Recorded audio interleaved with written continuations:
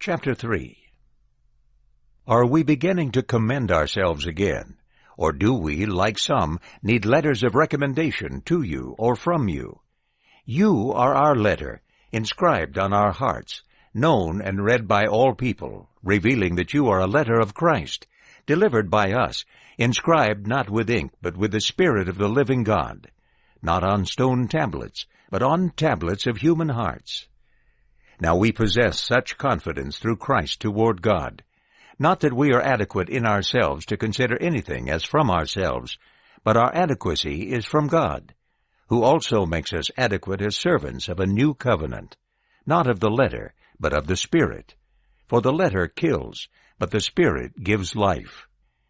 But if the ministry of death in letters carved on stone came with glory, so that the sons of Israel were not able to look intently into the face of Moses because of the glory of his face, which was transitory, how will the ministry of the Spirit not be even more with glory?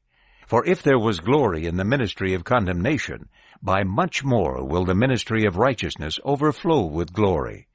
For indeed, what had been glorified has not been glorified in this case, on account of the glory that surpasses it.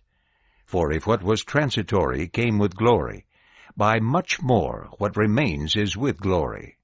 Therefore, because we have such a hope, we use much boldness, and not as Moses used, to place a veil over his face, in order that the sons of Israel would not stare at the end of what was transitory. But their minds were hardened, for until this very day the same veil remains upon the reading of the Old Covenant, not being uncovered, because it is done away with in Christ.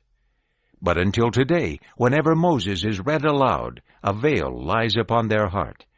But whenever one turns to the Lord, the veil is removed. Now the Lord is the Spirit, and where the Spirit of the Lord is, there is freedom. And we all, with unveiled face, reflecting the glory of the Lord, are being transformed into the same image from glory into glory, just as from the Lord, the Spirit.